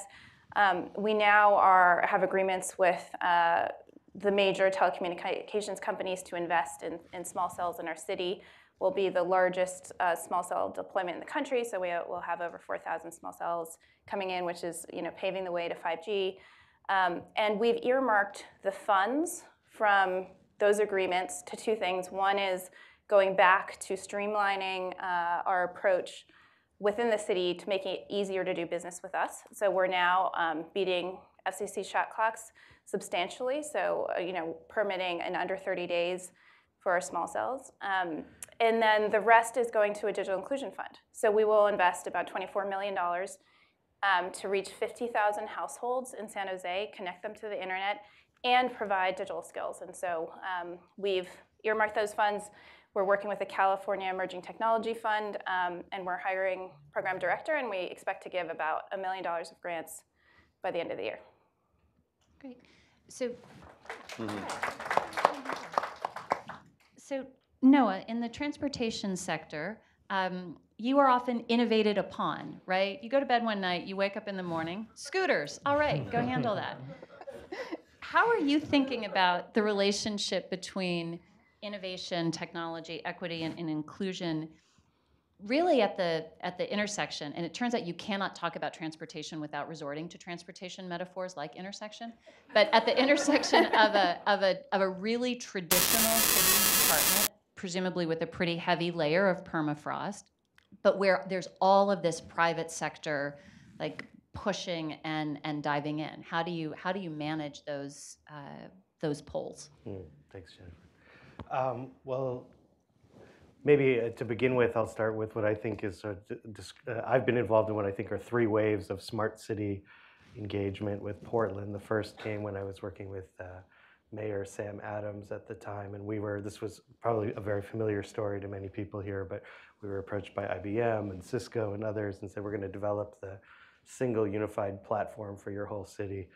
And Sam Adams was a geek and thought that was terrific. And we went pretty far with IBM down that path, and they ran the econometrics on all of our indicators, and we came out, I remember the meeting very clearly. We came into this meeting and they said, well, basically we've decided that you need to have less education because education was driving all of the other problems in the city, congestion, housing cost, all these things. So the one core indicator that they said was at the root of it all was too much education. Well, that doesn't work. So that was my first experience with smart cities. The second one was the US DOT Smart Cities Challenge, which many of the cities participated in. And that I sort of think of as the killer app phase, where we were all thinking like, oh, there's all this great new technology, and if we just match the right app with the right neighborhood and everything will be solved. And we put together, I think what was a great application at the time, ours was built around UBPDX, which was an app that would integrate payment and bookings and neighborhoods. And I think that it was a great vision, but it wasn't a vision that was shared by the private sector at all. And we weren't in a position to deliver it as a public sector either. It was just sort of a vision on paper. So I think now we're in the third phase for us. By the way, I'm really glad we didn't win. We're in the third phase now, which is just getting really focused internally on what are we there to do on behalf of the people of Portland. And so our new transportation strategy gets it has articulated what I would almost call a sacred compact with the city of Portland, which is we manage and protect the public right-of-way, which is about 28% of the city of Portland real estate, 40% of the downtown, belongs to the people of Portland who have for years and years put money into paying for all 3 levels, the poles, the streets, and the cables that run underneath it. That belongs to them. And I sometimes think of us as a beautiful people living in harmony on top of a giant diamond mine. And right off the shore are De Beers or some giant company, and they're coming and they know the value better than we do of our public right-of-way.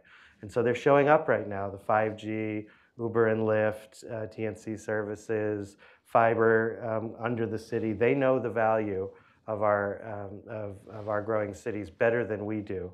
And we're trying to catch up and articulate it and say, what are we in it for? Why are we engaged in this conversation? So in transportation, the new strategy that I've been leading just focuses on 3 core elements that we're in it to provide safe streets to people, to manage our assets, and to move people through the city to where they need to go. But through each of those things, we're asking ourselves 2 hard questions, which I actually stole from my colleague Brian Russo in Oakland, who's the head of the Department of Transportation there. We're just asking, is it good for climate and is it bad for racism? And it's just that simple. I mean, if we have a tremendously troubling history with racism in our community that haunts us wherever we go in Portland. And at the same time, if we're laying in 50-year infrastructure that contributes to carbon emissions, what are we doing? So we're just asking ourselves those two questions as we go through our strategy, and then looking for the solutions, the innovations, and the technologies that can help us achieve it. So, Matt, you're in a different position, right, than Shireen and Noah, because a lot of the work that you do is with departments where innovation does not have that sort of sexy, sparkly thing. You know, you work with vulnerable people who are often, for whom disruption is not like a cool thing that you talk about in a TED Talk, but it can send their life pretty far off the rails. So how is innovation and technology playing out in the work that you're doing, and more in the social services realm? Yeah, thanks. And well, I totally agree with the points that were made in the last panel about disentangling innovation from technology, and innovation being more like the ongoing process to make things better. And so, you know, when we work with the Mayor's Office for Economic Opportunity, tries to help the city think about applying tools of design and research and data to whether it's program and policy design or budget decisions or service delivery. And so in those ways, we're thinking about how to make things better generally, how to use evidence to drive all those decision making, and then how technology, where appropriate, can further and advance any of that work. And so technology is definitely an enabler. Part of it, you know, includes helping folks discover the resources and assets of a city, making it more user-friendly, guides to sort of what programs exist. Part of it is in performance management. So the data that's data feedback for us for how well we're serving residents. But also thematically, I think one thing that we've really taken from the technology sector is this notion of user-centered design, and the notion that we can't just develop things in a conference room and then put it out in an RFP, but we have to engage with residents, not only in the design process, but in the program experience process, so that we are continuing not just to think about like how we think the program ought to work, but how it really does work. And everywhere you look in government, you know, when we apply practices of human-centered design and journey mapping and following folks around, there's ways to make a process more dignified, and in doing that, making it more effective. Can you say a little bit more about the effectiveness aspect? So, you know, we launched what's an internal design studio made up of folks who go out and do this kind of user-centered research, and projects that they've taken on include things around street homelessness, so following both outreach teams as they engage with homeless populations, engaging with folks who are on the street and understanding what their journey is through intake centers, why or why not they might want to come in off the streets. Similar, done a lot of work around our shelter system and thinking about how to make it more trauma-informed, like what are the practices and policies internally that in terms of how we're engaging with families, and finding touch points where we can be taking an approach that leverages folks' assets, which then in turn leads to faster move-outs to more temporary permanent housing, or with like prevention services in child welfare, where there's such an assumption that the child welfare office is bad and you want to avoid it, and so people aren't interested in taking up preventative services. So engaging with families to really understand why that is, so that there's more take-up and more people are taking more advantage of more resources that are available. Great. So Sly, Austin has also touched on some of these, you know, the homeless initiative, and using an equity tool to really authoritatively make different decisions about land use and budgets. And so can you, that way you treat people, right, seems to be a significant innovation, and technology supports some of it, but it's not necessarily the driver. The driver is, again, that kind of shared humanity. So can you talk about how the equity tool and the decision guide is playing out in Austin? Sure. So to take a step back, I think if we all looked at our communities, we will identify the history of racism, and institutional racism that's permeated and influenced and was manifested into the systems that we see today, and how they perpetuate inequities and exacerbate disparities. So in 2015, the Austin City Council had issued a study trying to identify, what are those disparities? We wanted to start the conversation with the fact that they exist. We don't know the severity of them. We need to figure that out, and we need to create a mechanism in which the institution of the city is able to effectively work towards reversing those systemic inequities. We have worked towards institutionalizing an infrastructure within our own systems to have a conversation about equity all the time. And unless you have a conversation about equity all the time, you're not really having a conversation about equity. The nature of what we're trying to do is threefold. One, we're trying to normalize a culture where a conversation about equity and disparities and institutional racism can be brought forth within any department, within every layer of leadership within the city and the community. Secondly, we're trying to organize the internal capacity for which we address those things. It's one thing to recognize that they exist. It's another thing to actually have an action plan towards mitigating them and changing the systems that perpetuate them.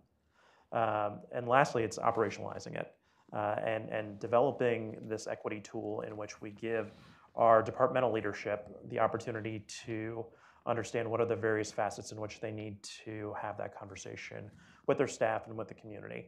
And it could be as significant as creating an action plan to identify strategic goals for racial equity in transportation, which is something that was identified through that equity lens, to something as more tactical as reducing and eliminating fines for overdue youth materials, because we discovered that a large number of folks who were fined for having overdue youth materials were people of color, and they were doing that to help reduce the achievement gap for their kids. And the fact that the city was instituting a fine for them having the wherewithal to go out and use city resources to improve the condition of their children and their families, we were actually creating a hindrance to that and making it both unaffordable and creating an unintended consequence. So for the city of Austin and many of my colleagues at this table and around the country, what we're trying to do is really begin to create a cycle of conversations that lead to actions. Currently, there are 6 departmental action plans that the city has developed in 2019 that are being implemented this year, with a focus on both making sure that we're collecting data, making sure that we're having the conversations, making sure that our staff are trained on conversations about race and equity, and then being able to identify both the levers, both small and large, that will ultimately help begin to change and chip away at some of the systemic and institutional factors that have perpetuated these disparities. And so how does that, I'll stick with you for this follow-up question that I'll then turn to the whole panel to ask.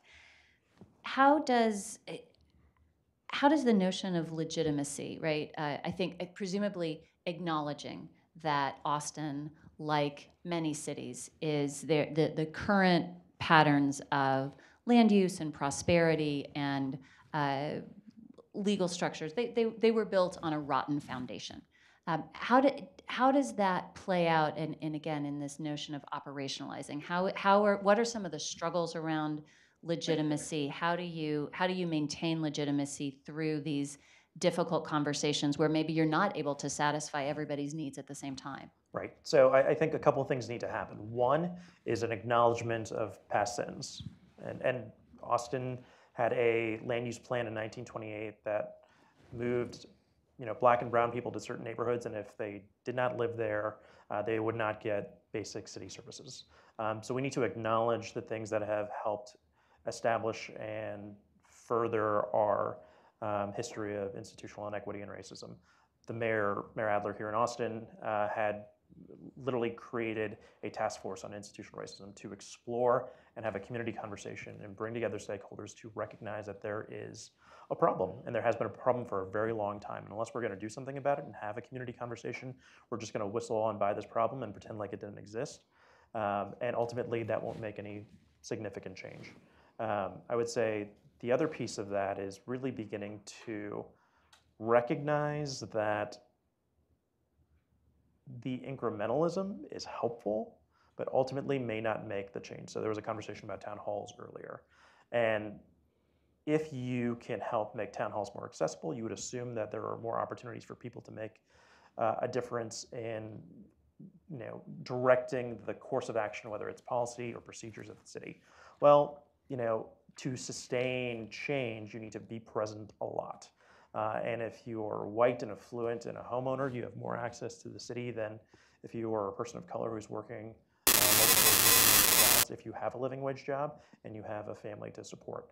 So, maybe the town hall isn't the issue. Maybe it's the mechanism in which our policies are decided and who is given access and opportunity to ultimately provide the input that makes the change or adopts the policy or makes the investment. And ultimately, that's what we're trying to do. We recognize that this is something that's not going to be resolved in a fiscal year or a couple budget cycles.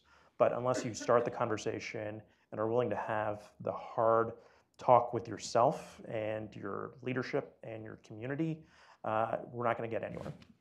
Shireen, what does legitimacy look like in San Jose, whether that's around the 5G rollout or the other conversations about how to live with all of this new technology and what it means for the relationship between residents and government? So we're a little bit of a microcosm of a lot of these issues. So we're one of the most diverse cities in the country. So we're over 30% Asian, most of which are Vietnamese. We're the largest Vietnamese population outside of Vietnam. And we're also around 35% Latino. And so we have a lot of different groups that we need to have conversations with. And then additionally, we are home to some of the largest tech companies in the country, PayPal, Adobe. We're having a very large Google campus come into our downtown, Roku, many, many big names. And so part of what's in the DNA of our city hall, which is actually fantastic, is when we put out communications, we always do them in multiple languages, Spanish and Vietnamese, when we can. We should probably do it in Chinese as well. And so the community engagement piece is like front and center what we're doing, and then we're starting to test new ideas. So one of the things we're doing on autonomous vehicles is working with IDEO, and we got a very large grant from the Knight Foundation, close to $1 million, around using design thinking to engage our residents on what streets of the future should look like, and what do all parts of our community want to see in transportation.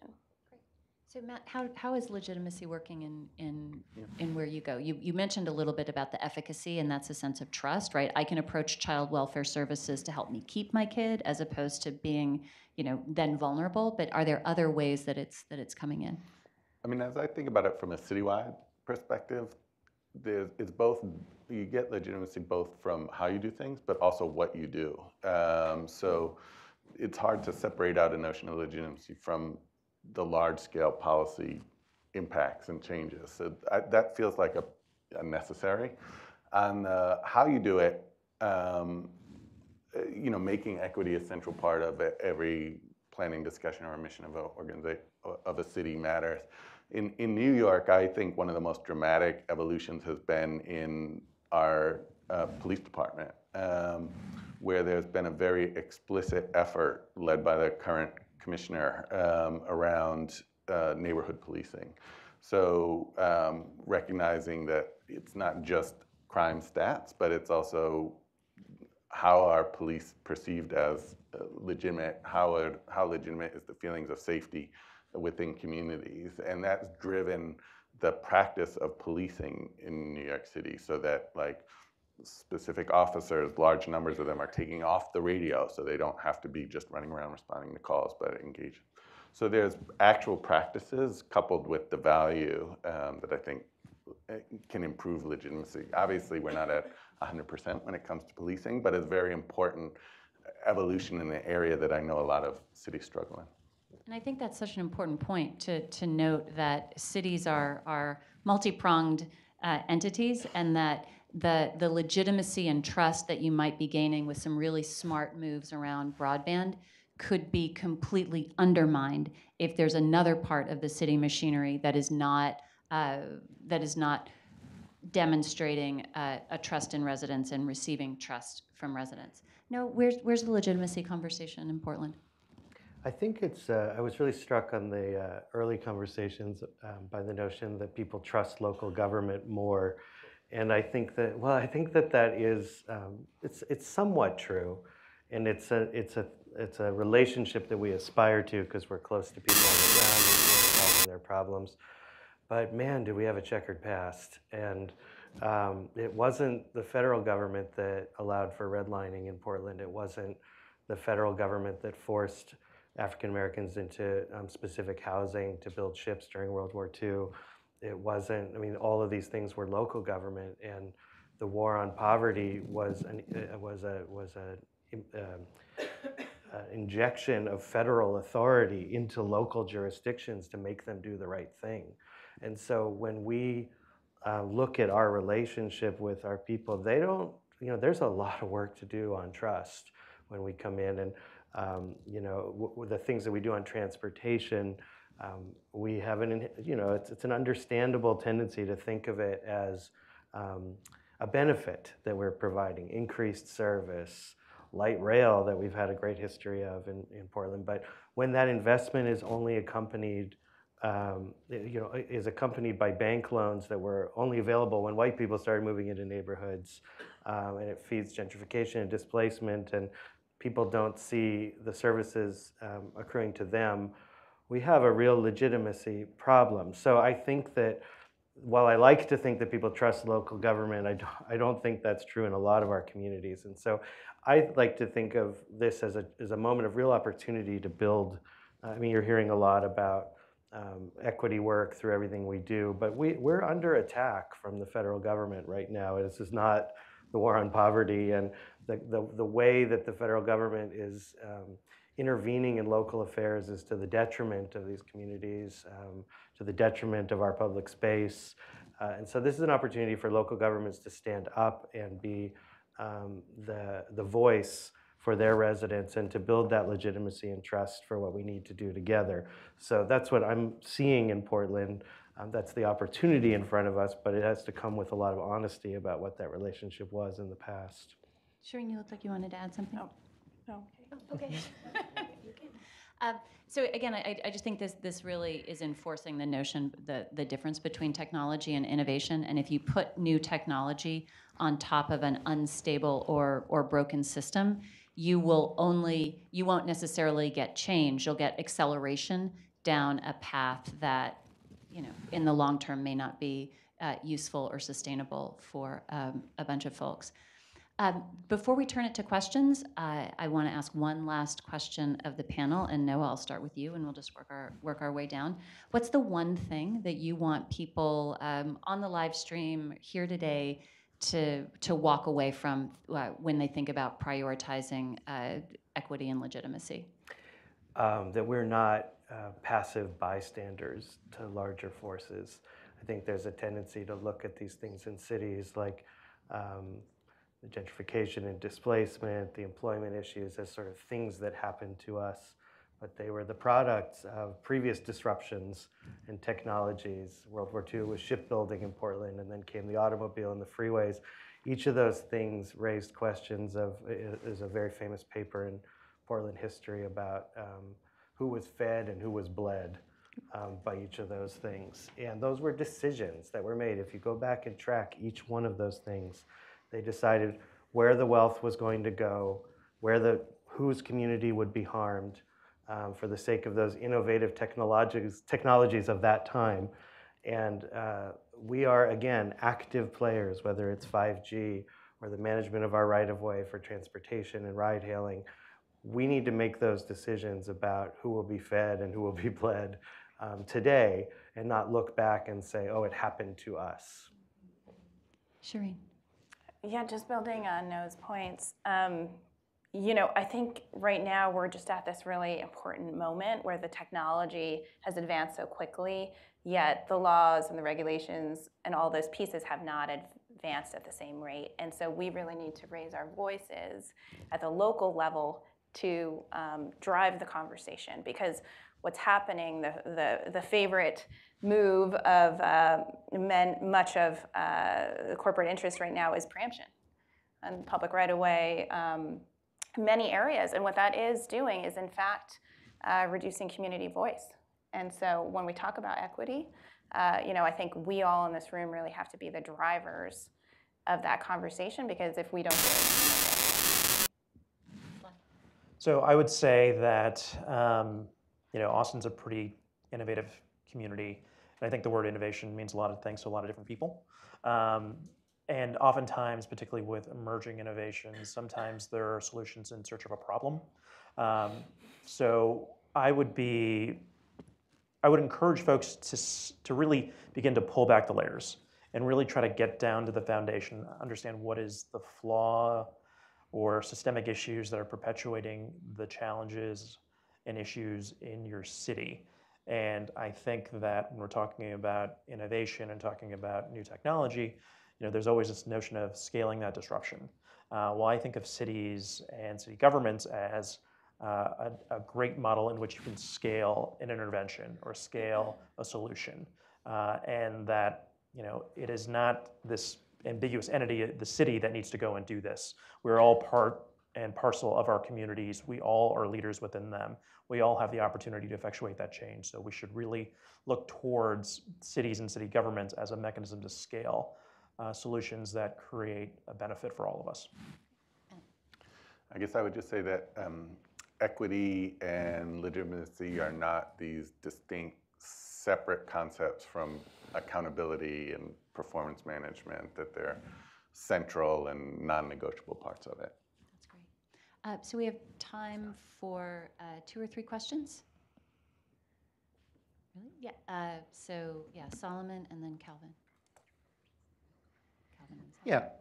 Hi, Solomon Green with the Urban Institute. So I think most of the morning there's been a sense of the discussion is really focused on the 4 corners within city government, what's possible. There's sort of a heal thyself kind of sentiment, how do we, technology as a disruptor, and there's opportunities to accelerate innovation. All these forces obviously happening outside of city government, and some of your concluding remarks hinted at them. I wanted to ask a little bit more specifically about the relationship with your states. You have at least, I was going to say a diversity of states, but maybe 3 similar states and 1 different state represented in creating either an enabling environment for the work that you're doing or restricting it. And also, who are your civil society partners, on the most important partners on the ground that are supporting you and doing the work, making sure that, whether it's philanthropy or community organizations, that you really need to be partnering with in order to succeed? Yeah, so I think I know who you're talking about. So Austin is a pretty progressive city in a state that's fairly conservative. And I think, it was mentioned earlier that the notion of preemption is beginning to impact cities as preemption begins to trickle down from the federal level. Well, that's a trend in Austin, and it's been happening for a long time, but it's been coming from the state level. There's literally a bill in the legislature currently that is referred to as super preemption, which means that cities can not really do anything. They're just basically a glorified homeowners association. The challenge that we face is that we are trying to combat our city's issues with progressive, interesting, innovative policies and activities. Those only last for about 12 to 18 months because our legislature meets every 2 years, and they roll back whatever those specific things are. So for example, we instituted paid sick leave. That's probably going to get preempted this session. There was a single-use plastic bag ban that was preempted by the state Supreme Court. There was a conversation about whether or not we had the authority to prevent a landowner from cutting down a heritage tree. These are the conversations that are happening at the micro level in terms of basic management of a city, a community, that the state is taking away from local governments. So it really dovetails nicely with the second part of your conversation, in the sense that we have to build coalitions around these issues with unusual partners, conversations about transgender bathroom bans. Those are coalitions we build with business because they recognize that there is an inherent problem with that, and it affects the way that they're going to be successful in our state. And ultimately, it is opposite our community values and their business's mission. So we are able to come together and have a mechanism to advocate against. So Shireen, but the state of California, you know, it's all feeling groovy, but they've been pretty serious about preempting localities around certain things as well. It's not like you've got this completely free hand in managing the way technology particularly comes into your city. Yeah, that's right. So I am not an expert on all the different areas of preemption on the state level. And I will say, though, sometimes there is a need, as you highlighted in Portland, that like in certain cases, like for us on the housing issue, we sort of need a little a little push there because we're not building, individual communities aren't building enough housing. So there's always a little bit of a balance. The other thing I would say is that on the technology side, I mean, the technology is here. It's, you know, we've got 200 AV companies all around us. So the idea of just holding the tech at bay is not something we can do. It's really about engaging and figuring out how do we bring in these companies, help them understand the community impact before it's too late. Matt, Noah, you got stuff? No, you go first. Well, aside from the warm and fuzzy relationship that our mayor and governor have with each other, you know, there's obviously lots of issues whether the state law governs or not. I think on the sort of bureaucratic level, there's often good working relationships between folks at the staff level. I think in New York City in particular, like from a social service perspective on the partnership, we're incredibly beholden and I think grateful for the infrastructure that exists there among nonprofit community-based organizations. We deliver about $4 billion worth of social services through the nonprofits in the city. And so the relationship and getting the balance right around between the city and the nonprofit sector in terms of how much our contracts pay, how quickly they pay, which stakeholders are involved in the development of program models. All those are very difficult, but very important, critical engagement to have. I thought I was the weird state because they had the three big ones and I was the small one. I think the relationship with the state, it's really frustrating. It's really, the Portland area is still only 40% of the population of Oregon, so we are constantly apologizing in the legislature for our urban interests, and that's really frustrating. On the other hand, as artificial as state boundaries may be in terms of our economies and our communities, they do force us to consider other communities that are being left behind. And the question of rural connectivity, how we're going to bring people along, I think it's really plaguing this entire country right now. And so being forced to work on that together, I think, is a worthwhile challenge for us. You know, we had a compact in Oregon that people would come and they would log and they would farm their cattle and we would give them water, and there was a deal. And that deal has eroded, and it's not clear what it means to live in those places all over our state now. I think that innovation in technology can help provide solutions to that. I think fiber connectivity to hubs and rural communities to build around is a big deal. Providing services, medical services through fiber, education is a huge opportunity. So I think we have a chance to look for those linkages. But to your question, I think that it would be great if we had, I think at the moment, our institutional supporters and interests tend to be either kind of urbanists or national or statewide focus. And it would be great to have some focus on the connection between the two. And we don't have a lot of that around Portland. I think that's something to look for in the future. Calvin, you'd had a question. Calvin Gladney, Smart Growth America. Someone earlier said, if you're not at the table, you're on the menu. I kind of wanted to extend that to say, if you're not a decision maker at the table, you're on the menu.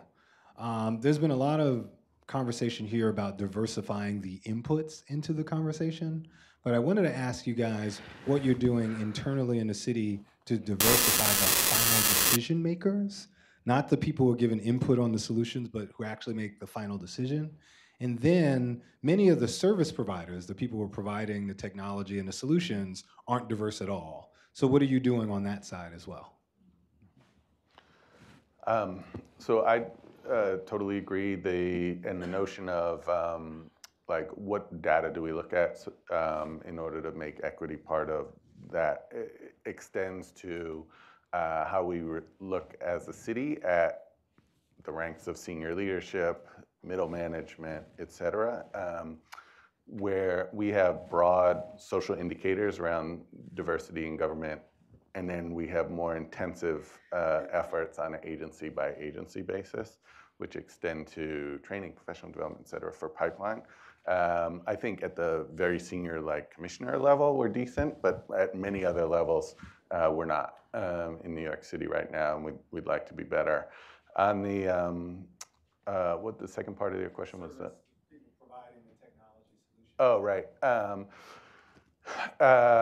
Well, I think, you know, I was very interested to hear about sort of the innovations around procurement, because that is sort of it governs so much of city life. I think in New York City, we have a very aggressive MWBE approach, so trying to make $20 billion worth of contracts to MWBE over, I think 5 years or so, and have had to actually go to the state to get some legal adjustments to allow us to more flexibility on our MWBE, but very, very aggressive effort there. So if the responses could be a little on the briefer side, because there will be some time, you know, folks can take conversations offline, but I do want to be a little attentive to time. So yeah, we'll just go right back down. Sly. Sure. So unfortunately, I don't have a good answer for you, and I think the challenge is recognizing that, you know, there are some basic tenets to identifying the fact that you have a problem and trying to resolve it. But I also think there's also a question of pipeline, which is more of a systemic issue. The fact that we're not actively developing and curating that talent from those diverse communities and putting them in positions to be successful. Sure. I think I come from a very diverse city, so over half our city council is women. Almost half, I think, is Latino, and on my team specifically, I choose the best people, but most of my team are female, and then we have a really top-tier engineer who's Latino, and so I think it's really important to me that, you know, my team looks that way and reflects what the city looks like. Wish I could say the same. My team looks like they just came from the Andover lacrosse team.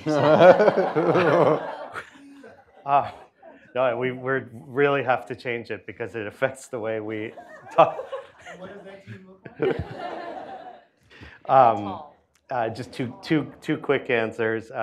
One is that we're trying to speak to companies in the language they understand, which is competition. So like on our scooter pilot, they get more market share if they show more service to marginalized communities. So trying to put it out to them that these are the signals we want back. And the last thing I would say is, you know, some of the leadership and decision making is there in the community. We just don't recognize it generally. So we've been saying we just switched a bike alignment from 7th Avenue to 9th Avenue, Northeast Portland, because we elevated some of the strongest civil rights leadership in our city. A guy named Ron Herndon led it, said to us, this is the wrong place to put it. You got to put it on 9th. And the bike community was like, who the heck's this guy? He's the leader of the Portland civil rights community. He's there. And that ended up being the way we made the decision. So some of it is not about appointments and elections. It's recognizing the leadership that's already there. I can't think of a better way to end on this notion of cities have a vast number of resources that they can tap already, whether that's in city government or trainable in city government, or most especially the people who are city makers, not because of an official position, but because of their daily life. So thank you so much for this panel. I'm going to send y'all back to your seats and turn it over. Turn it over to Dan Vogel, who, again, could not have been a better partner in helping us pilot this, and now has really established, I think, Center for Public Impact as a real voice in the issue of cities, technology, and value. So welcome to the space. Thank you so much. I would start by just returning the thanks. We set out at the beginning of this thing, you always think about a partnership and have an idea of how it'll play out. And knowing Jennifer and the history of what they've done at the Center for Urban Innovation, we thought there was a ton of opportunity for to learn from them, and so that's worked out brilliantly. And it's always nice when the people that you're working with are just really kind in the midst of things like that. So thank you, and Elena and all the other members of the Aspen team who enabled us to take advantage of this beautiful space. I also just want to thank the team of folks who helped curate the content that you had a chance to see today. So you heard from a few of us today, but we were representing the work of many more standing behind us. So from our team, Katie Rose, one of the co-authors here in the front row, with contributions from Christina Atencio, John Burgoyne, Paige McDermott, who was using her drill yesterday to help put together some of the scaffolding that let you engage, literally. Also want to thank Rich and BCG. The BCG's on a journey of trying to, we think about CPI as an extension of how do we take some of that capability that they as a company have and apply it in different ways to really gnarly public problems. And so it's been great to just have them as a supporter and champion every step of the way, and to learn from Rich's experience personally. And then all the panelists, I feel like hearing each of the folks that were just up on the stage that were there before, I was learning as we were going along. It's invaluable to be able to extract the insights that you guys bring from your experiences day to day. So thank you. Know that every time we pull you into one of these things, it's taking away from the work that you're doing day in and day out to actually do your day job in a city. So thanks for sacrificing your time so that we could benefit from your experience. And then I want to thank all of you. I mean, our logic with this in part was to say, can we try to echo some of the values that we're trying to hold up and make this more of a two-way conversation? And that starts philosophically with the idea that more of the expertise lies on this side of the podium than on this side of the podium. So thanks for just going along with that, for thoughtfully engaging in the ways that you did earlier. And all of this in the spirit of test and learn.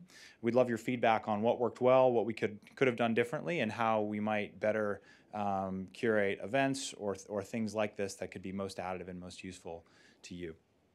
And you'll have a chance for formal feedback and a communication that's coming. If I just take this back to why this matters, again, part of why BCG created the Center for Public Impact was the starting point why that the problems facing government are more complex than they've ever been before. And yet people's confidence in the institution of government to deliver on those challenges has never been lower. So there's a problem there, right? There's a need for new models, new ways of thinking, new ways of doing things. And we think cities are at the vanguard of helping to surface some of those. I'm proud of some of the work that we did to curate that, but I know that there's a lot more that we can all learn. And I think if there's another takeaway from today, it's that no one can do it in isolation. So our hope is that this conversation and this work gets carried forward from today, and then there's a vibrancy in that discussion between public sector, private sector, social sector, philanthropy, people and residents at the table, and that there's a real dynamism that comes from that shows the way for how other parts of government can do things better. So keep engaging with us. That website below is a great channel. Find us on Twitter. There's a Future of Cities at centerofpublicimpact.org. And stay tuned for more to come. Thank you so much for your time. Really great to be with you.